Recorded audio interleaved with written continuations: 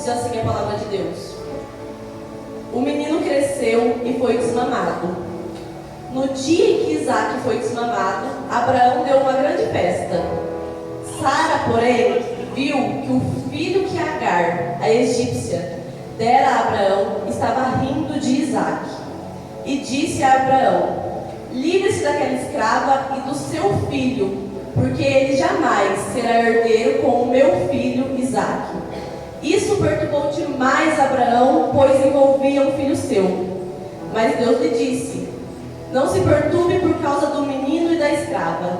Atenda a tudo o que Sara lhe pedir, porque será por meio de Isaque que a sua descendência há de ser considerada.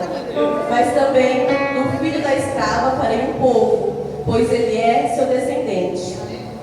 Na manhã seguinte, Abraão pegou alguns pães, uma vasilha de couro cheia de água, entregou-os a Agar e, tendo-os colocado nos ombros dela, despediu-a com o menino. Ela se pôs no caminho e ficou vagando pelo deserto de Berseba. Quando acabou a água da vasilha, ela deixou o menino debaixo de um arbusto e foi sentar-se perto dali, à distância de um tiro de flecha, porque pensou: não posso ver o menino morrer. Sentada ali perto, começou a chorar. Deus ouviu o choro do menino, e o anjo de Deus do céu chamou Agar e lhe disse: o que a aflige, Agar? Não tenha medo. Deus ouviu o menino chorar lá onde você o deixou. Levante o menino e tome-o pela mão, porque dele farei um grande povo. Então Deus lhe abriu os olhos e ela viu um poço. Foi até lá, encheu de água a vasilha e deu de beber ao menino. Deus estava com o menino. Ele cresceu, viveu no deserto e tornou-se flecheiro. Repita comigo: e tornou-se flecheiro. Até aqui, aleluia. Você se senta glorificando o nome do Senhor com palmas.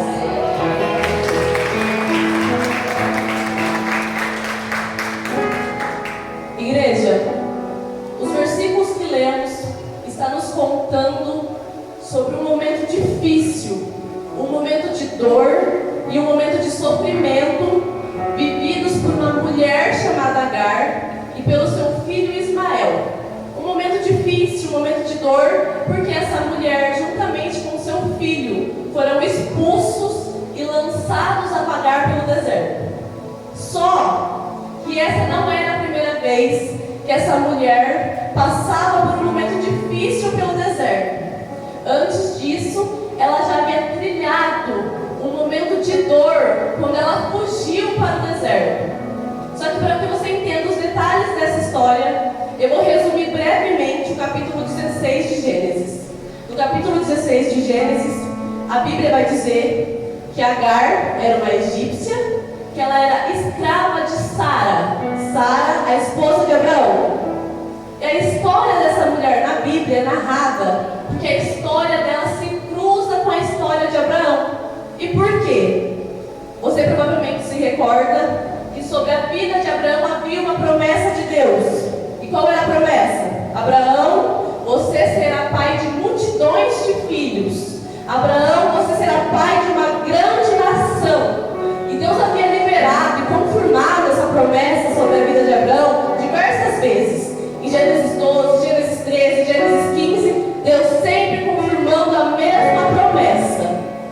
Só que já havia se passado pelo menos 10 anos desde a primeira vez que Deus falou para Abraão que ele seria pai de uma grande nação. E Sara, a esposa de Abraão, vai ver aquela situação, os anos passando e a promessa não se concretizando, os anos passando e a promessa não acontecendo. E ela via que ela estava ficando velha, que Abraão estava ficando velho, e a promessa de Deus não combinava com a realidade que ela estava vivendo. Porque é sempre assim, as promessas que Deus libera sobre a mim e sobre a sua vida não combinam com a realidade que nós vivemos. Porque é aí que entra a fé. Fé é a realidade de dizer não, mas você dizer: se Ele falou que vai fazer, não tem realidade desfavorável.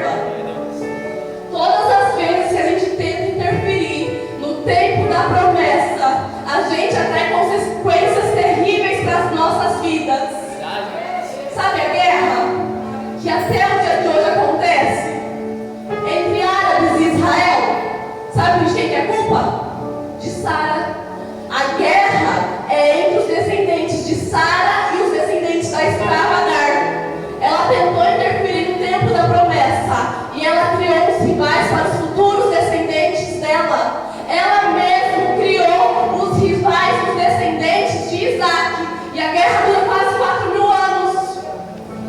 Você precisa confiar no tempo do Senhor e saber que o tempo do Senhor é perfeito, que a hora dele não acrescenta dor. Porque se você tentar interferir no tempo da promessa, você vai trazer consequências para a sua vida. Você vai carregar feridas e traumas desnecessários. Você precisa confiar na promessa de Deus. Sara não confiava mais. Ela vai a Abraão e diz: Abraão, se deita com a minha serva, para que por meio dela eu forme família. Abraão se deita com Agar. Entenda que isso era um costume da época. Quando a senhora não podia gerar, muitas das vezes ela pegava sua escrava, dava ao seu esposo como concubina, mas o filho da escrava era considerado filho da senhora. Ele era legítimo e podia até receber herança. Ela diz: se deita com ela. Abraão se deita. Agar vai engravidar de Ismael. Ela engravida, só que durante a gravidez, a Bíblia vai dizer que ela começa a olhar com desprezo para Sara. Sabe aquele olhar de superioridade? Eu estou grávida, você não? Cuidado, não deixe a soberba, a arrogância e a superioridade entrar no seu coração. Ela olha com desprezo para Sara e Sara, em retribuição, vai começar a maltratar Agar. Vai maltratar, vai humilhar, vai desfazer tanto dela que ela, não aguentando mais, ela decide fugir para o deserto. Agar foge. Deus está me inclinando a dizer que tem alguém aqui, pastor, que não está aguentando mais, está sendo tão humilhado que quer fugir, que está querendo fazer as malas e ir embora. Mas Deus está dizendo: não fuja, permaneça mais um pouco, porque eu vou te honrar no território que você está. Eu não sei para quem Deus fala, mas Ele conhece o endereço. Agar foge para o deserto. E a Bíblia vai dizer que quando ele estava no caminho de Sur, que era a estrada que ligava Hebrom ao Egito, ela estava saindo de Hebrom e muito provavelmente retornando à sua terra natal, retornando ao Egito. Mas quando ela estava no meio do caminho, um anjo de Deus aparece a ela e começa a conversar com ela. O anjo vai chegar e vai dizer: Agar, serva de Sara, de onde você vem e para onde você vai? Ela responde: eu estou fugindo de Sara, minha senhora. Aí o anjo vai dizer para ela a única coisa que eu acredito que ela não queria ouvir naquele momento. O anjo vai dizer: volte à sua senhora. Ai, Senhor, mas é muita humilhação. Volte à sua senhora. Mas eu não estou aguentando mais. Volte à sua senhora. O anjo estava dizendo para ela: volte, porque eu ainda tenho um projeto contigo naquele lugar. E Deus está me comandando para dizer de novo: não é tempo de mudar de território, não é hora de voltar para o Egito. Vive o território que você está, e Ele vai te dar a honra que você está buscando.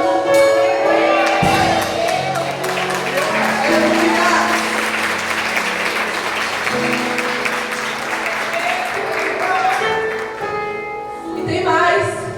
O anjo vai dizer: volte à sua senhora e sujeite-se a ela. Ah, é difícil, né? Quando Deus fala aquilo que a gente precisa, mas não que a gente quer ouvir. Sujeite-se a ela. Não é fácil. Engolir o orgulho, dar o braço a torcer e pedir perdão, limpar a lágrima do rosto. Muitas vezes, estando certo, ter que ir pedir perdão e se sujeitar no lugar da humilhação. Não é fácil. Só que o anjo continua: sujeite-se a ela, porque eu vou multiplicar os seus descendentes que ninguém os poderá contar. O que Deus está dizendo para ela: se sujeita, porque vai valer a pena.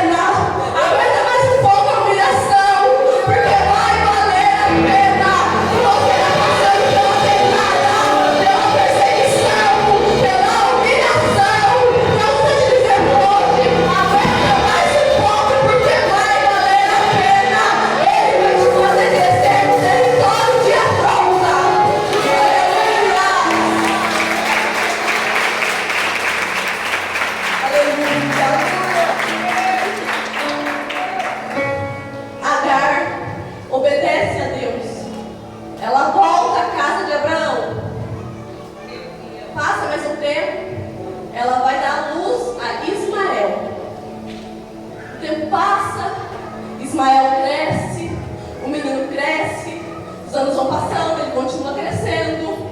Mesmo em território de afronta, Ismael continuava crescendo, porque afronta nenhuma impede de crescer. Quem Deus determinou que vai crescer, que Deus falou que vai crescer, se prepara, vai crescer, que Deus falou que vai fazer, não tem afronta, não tem perseguição que vai pedir.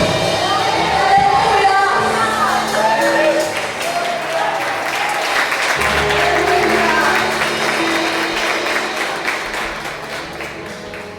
Ismael cresce e a gente chega no capítulo que lemos, capítulo 21. E eu começo a ministração agora.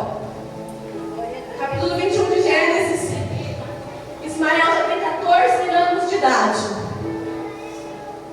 E agora Sara, a patroa, a dona da escrava, vai gerar quem? Isaac. Sara engravida e dá à luz a Isaac. Nasceu Isaac. Nasceu o filho da promessa. 25 anos depois da primeira vez que Deus falou a Abraão. 25 anos, pastor. Tem gente que Deus fala hoje, quer que Deus faz amanhã. E ainda se acha na razão de dizer para Deus: o Senhor falou, cadê que não aconteceu?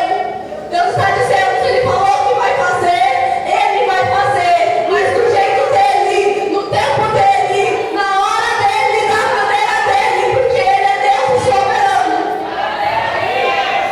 25 anos depois, nasce Isaac, o filho da promessa. Nasceu o menino. Passou mais 2 ou 3 anos aproximadamente. E os versículos que nós lemos está dizendo que Abraão dá uma grande festa para comemorar o desmame de Isaac. Naquela época, a criança desmamava por volta de 2 ou 3 anos, acreditam os historiadores. Então, se Isaac tinha 2, 3 anos de idade, Ismael já tinha por volta de 16, 17 anos. Então, nos versículos que lemos, Abraão está dando uma grande festa. A Bíblia diz grande festa. Nessa grande festa, banquete, todo mundo comemorando, Isaac desmamou.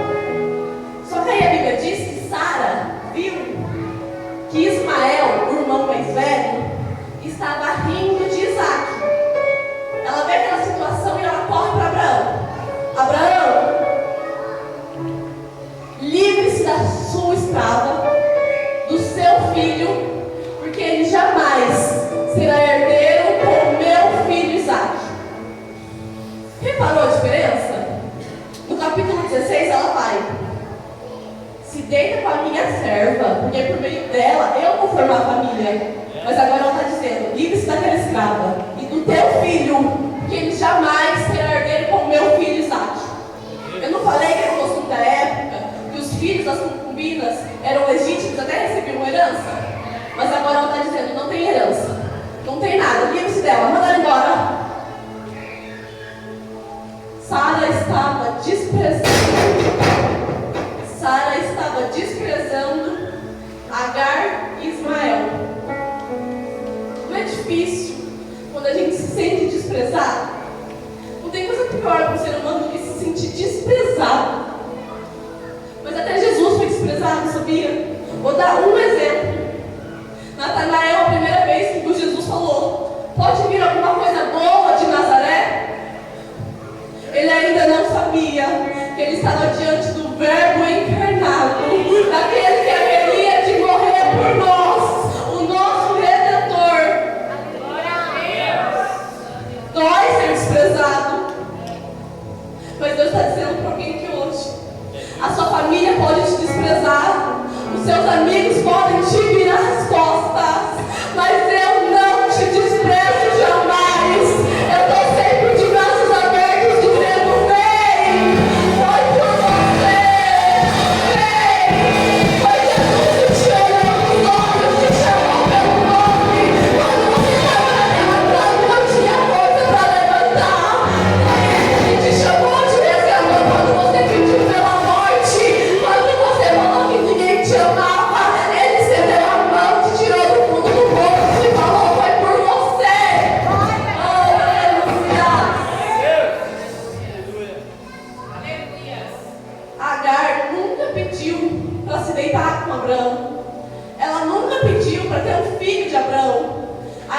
foi toda de Sara. Foi ela quem disse: se deita com a minha serva para que eu forme família. O pedido foi dela. Mas agora que ela gerou Isaac, ela não precisa mais de Agar. Agora que ela não precisa mais, ela está dizendo: livre-se dela. Tem alguém que você já estendeu a mão, que já comeu na sua mesa, que você já ajudou, já bateu no seu ombro e te chamou de amigo, e agora que não precisa mais de você, está te virando as costas. Eu sei que doeu, eu sei que machucou, mas Deus está dizendo: o mundo pode esquecer, mas ninguém apaga a semente que você plantou.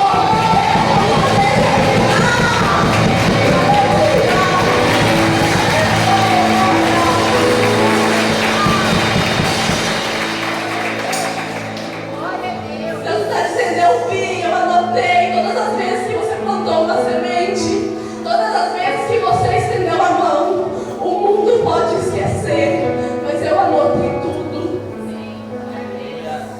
Livre-se dela. Deram do seu filho, Abraão. E nada de meu aqui não é seu. Livre-se. Vai, manda embora. A Bíblia diz que Abraão se entristeceu com o que Sara pediu, porque Ismael também era seu filho. Só que aí vem Deus para Abraão e diz: Abraão, faz o que Sara falou. Faz tudo o que ela te pediu. Porque eu vou fazer um povo desse menino também. O que Deus queria dizer para Abraão era: Abraão, a situação saiu do controle das suas mãos. Mas não se preocupe, eu vou fazer um povo dele, eu vou cuidar dele, ele está no controle das minhas mãos. Não estava mais no controle nem nas mãos de Abraão, mas a vida do menino, a vida de Ismael ainda estava na mão de Deus. Ele estava dizendo: eu cuido do menino. Ah, se você soubesse que Deus tem cuidado de você e da sua família, se você soubesse essa semana apenas quantas vezes o diabo se levantou para destruir a sua família, mas a mão de Deus encontrando o livramento. Você não estava nesse campo com essa cara fechada, você levantava a mão ao céu dizendo: cuidado, Senhor, cuidado, você está indo para o controle.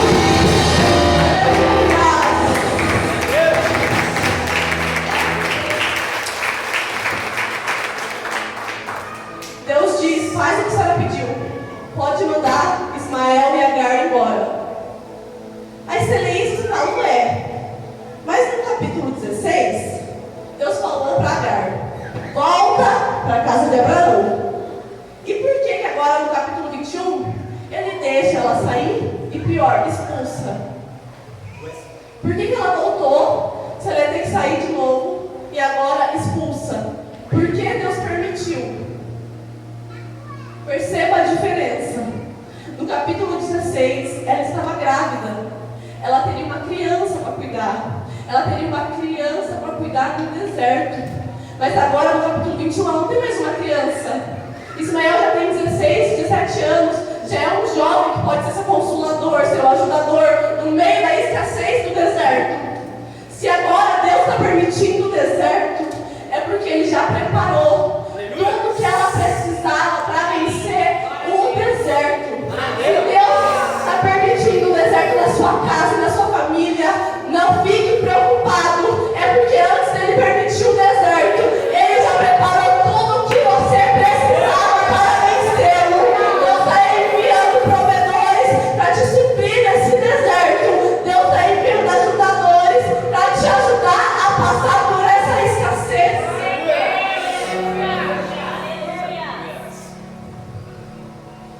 Agar e Ismael, acabou, vão ser expulsos.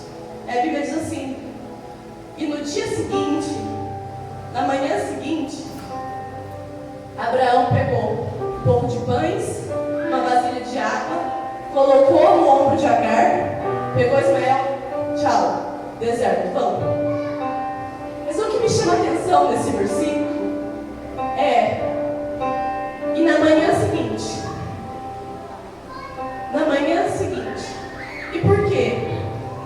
Um dia antes, estava tendo uma grande festa. Festa é o que? Alegria, todo mundo comemorando, banquete, oba. Só que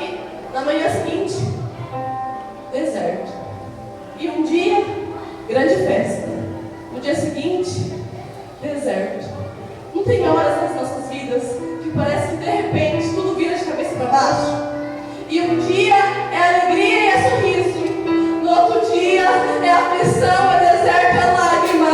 Em um dia tem mesa, tem banquete. No outro dia só tem pão e água. Eu sei que tem gente aqui assustada com os desertos repentinos e com as lutas inesperadas. Mas Deus está dizendo, se eu permitir o deserto, é porque eu já preparei tudo que você precisa para vencer. Eu só permiti esse deserto para te dar maturidade. Mas como assim, pastora? Jesus, quando ele é batizado por João Batista, ele ouve da boca de Deus que ele era o filho. Primeira coisa que ele faz não é curar, não é fazer milagre, não é libertar.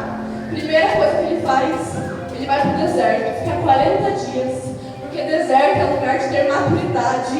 Deserto é lugar de ter intimidade com Deus. Se Deus está permitindo esse deserto, é porque Ele quer te dar uma experiência nova. Olha para essa pessoa que está do seu lado e fala assim para ela: esse deserto que você está passando está te dando maturidade e está te fazendo crescer em Deus.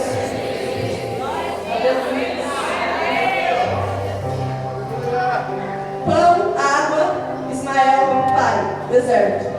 Lá vão eles, os dois, mãe e filho, pelo deserto. E a Bíblia vai dizer que eles ficam vagando pelo deserto de Berseba. A palavra vagar significa andar sem rumo, andar sem direção. Eles estavam exatamente assim, sem rumo, sem direção, não tinha para onde ir, não sabia o que fazer. E eu sei que tem gente aqui hoje, passando por provas que você se sente assim, perdido, sem rumo, sem direção, não sabe o que fazer, não sabe para onde ir. E quando você olha para sua frente, não tem saída, só tem um deserto árido e vazio. O salmista já se sentiu assim também. O salmista vai dizer: mostra-me, Senhor, o caminho, ensina-me os seus passos e guia-me pela tua verdade. Mostra-me o caminho, ensina-me a tua verdade. Jesus deu a resposta que o salmista e a gente precisava quando ele disse: eu sou o caminho, a verdade e a vida. Ninguém vem ao Pai senão por mim.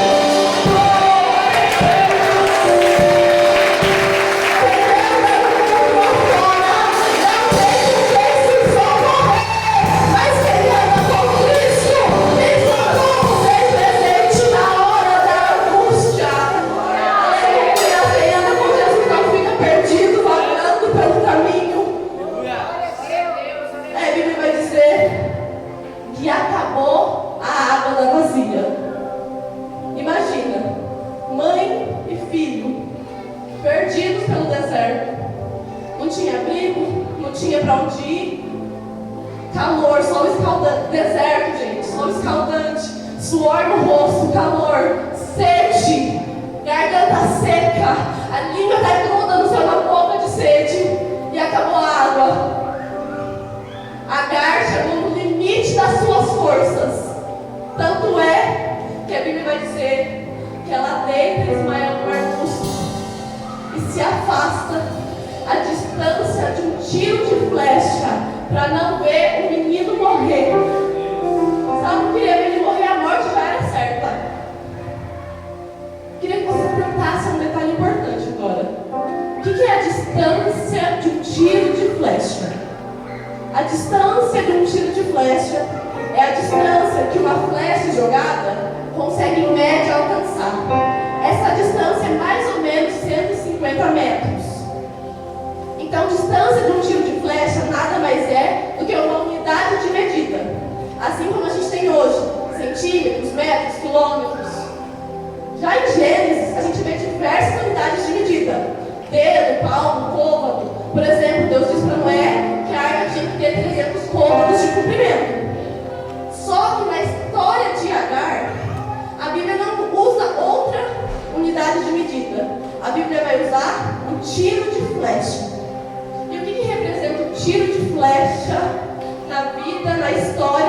de Agar e Ismael. O tiro de flecha representa a distância que uma mãe tomou para não ver seu filho único morrer. A distância de desespero, de pavor, de angústia, de lágrima no rosto. Já imaginou o desespero dessa mãe? Sol, calor, não tem pra onde ir, sede, seu filho está morrendo. Ela pega Ismael, deita ele embaixo de um arbusto, uma sombra que ela encontrou. E cada passo que ela dá para se afastar do menino é um passo de dor. Porque ela dá um passo pensando, meu filho está morrendo. E outro passo pensando, não tem o que eu fazer. E mais um passo pensando, é o fim, acabou, perdi meu único filho. A distância do tiro de flecha é uma distância de coração sangrando. É uma distância que uma mãe se afastou para não ver seu filho único morrer. E a Bíblia diz que ela se afasta. Quando ela se afasta, ela se senta e chora. Mas espera aí, ela não estava à distância de um tiro de flecha. Ela não estava vendo o menino. Ela não estava mais ouvindo o menino. Então por que ela está chorando? Porque a distância nenhuma era capaz de fazer ela esquecer que a alguns metros dali, seu filho único estava sucumbindo, estava morrendo de sede. Distância nenhuma apagava no coração daquela mãe que o seu filho estava morrendo. Às vezes a gente se sente assim. A gente passa por problemas, por provas, que a gente tenta fugir, que a gente tenta esquecer. Você dorme, acorda, lá está o problema, e você tenta fugir dele, não consegue. Toma um remédio para dormir, mas quando acorda, a mesma dor, o mesmo problema está ali novamente. E você não sabe o que fazer. Assim como Agar não sabia nesse momento. Só que a Bíblia diz que enquanto ela está sentada e chorando, um anjo do céu chamou Agar dizendo: Agar, o que aflige? Deus ouviu o menino chorar. O que Deus estava dizendo para ela era: daí nessa distância você não está vendo o menino chorar, mas aqui de cima eu estou vendo as lágrimas dele. Daí nessa distância você não está vendo o desespero dele, mas aqui de cima eu estou vendo.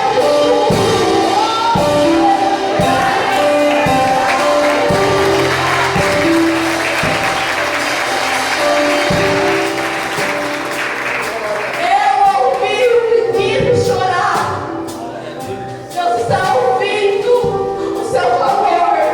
Ele está vendo as suas lágrimas. Ele está vendo a sua luta, o seu desespero. E você não vai mais precisar fugir desse problema. Porque nessa noite Deus rasgou os céus e tem quantos dizendo: o que te aflige? É a sensação.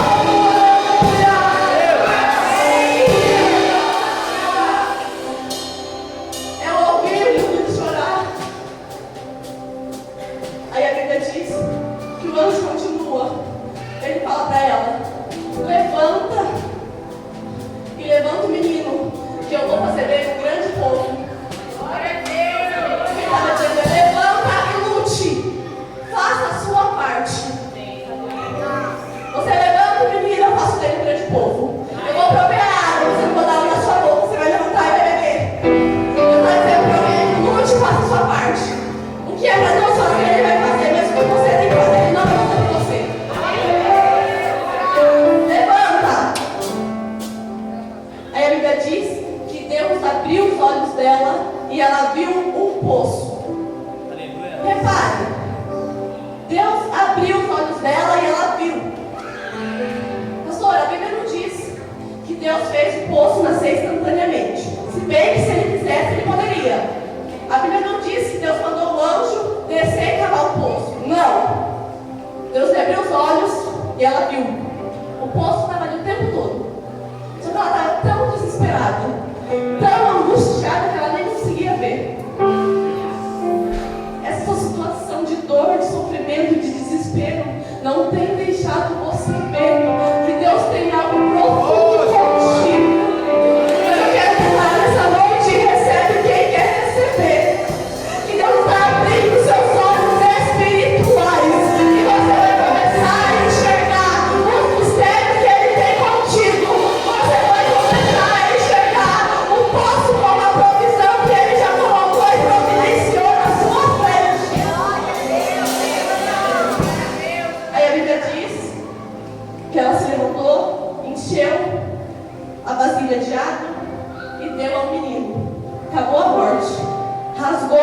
a sentença de morte. Deus está rasgando aqui hoje sentença de morte. Deus está rasgando aqui hoje sentença de choro. Deus está rasgando aqui hoje sentença de único. Estou ensinando. E a Bíblia vai dizer que Deus era com o menino, que ele cresceu, viveu no deserto e tornou-se flecheiro. Olha que maravilhoso isso aqui, pastor. Ele tornou-se flecheiro. Lembra que eu falei que a distância de um tiro de flecha representava a morte dele? A distância de um tiro de flecha foi uma distância de dor, de sofrimento. Mas agora ele cresce e se torna flecheiro. Talvez você não saiba, mas ser flecheiro nos tempos da Bíblia era alguém muito respeitado, de muita honra. É só ler a analogia do Salmo 127. Está dizendo, como flechas de homens poderosos, assim são os filhos da mocidade. Ser flecheiro era uma pessoa de honra, de respeito. O que ele aprende analogicamente aqui agora? A distância de um tiro de flecha representava a morte de Ismael. Mas agora ele cresce e se torna flecheiro. Ele domina o tiro de flecha. O que representava a morte dele, agora representa a área que ele mais domina. O que veio para te ferir, para te machucar, Deus vai te levantar para curar. Na área que você vai ser ferido, na área que você vai ser machucado, é a área que Deus vai te levantar e vai te usar para curar.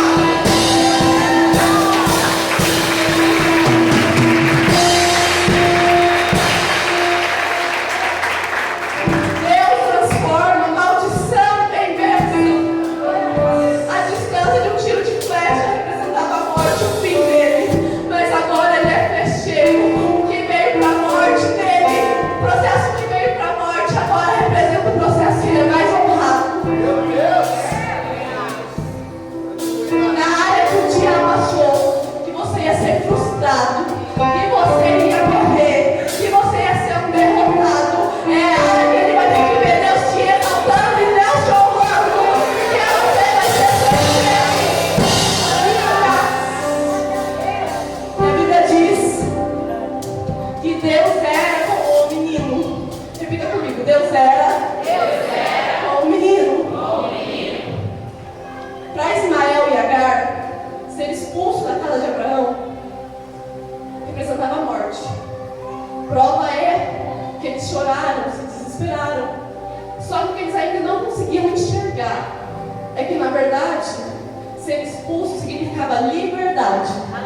Porque Sara era escrava, mas agora ela estava livre. Essa situação difícil que você pode estar passando, esse momento de dor que você pode estar enfrentando, você pode olhar e estar pensando: é meu fim, é minha morte, acabou. É esse momento de dor que acaba a minha história. Mas Deus está te dizendo: na verdade, eu sou o início de uma história linda que eu tenho para a sua vida. Porque esse deserto está te dando maturidade, esse deserto está te ensinando, e no lugar que você vai ser ferido, é o lugar que eu vou te usar para curar. Na área que você vai chorar, é a área que eu vou te fazer sorrir. Porque Deus é contigo.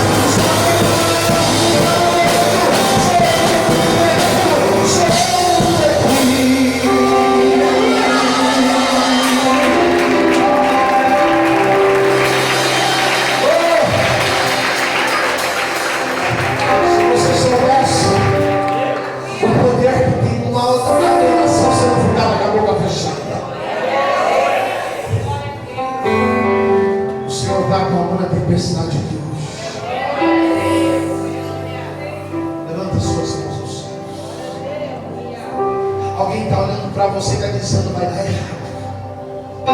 Alguém está olhando para você e está dizendo: ah lá, ela vai tentar de novo, vai tentar.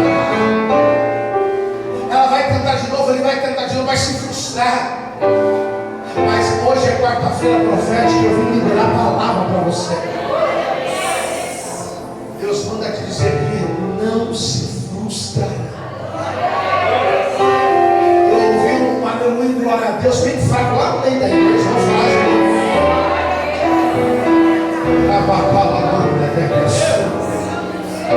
Levanta suas duas mãos aos céus. Eu quero declarar, igual eu profetizei ontem lá na sede, ainda esse ano Deus vai fazer a roda gigante girar.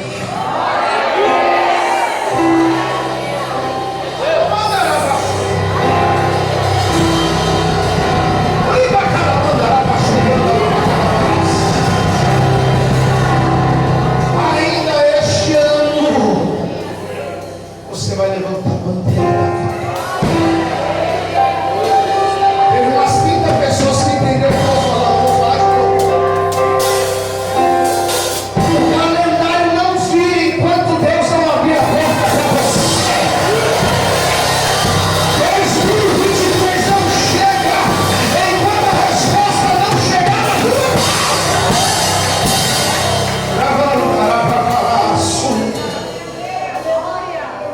Alguém acredita nessa verdade? Alguém acredita? Olha para quem está do seu lado e fala assim: ó, os planos de Deus, ninguém vai impedir.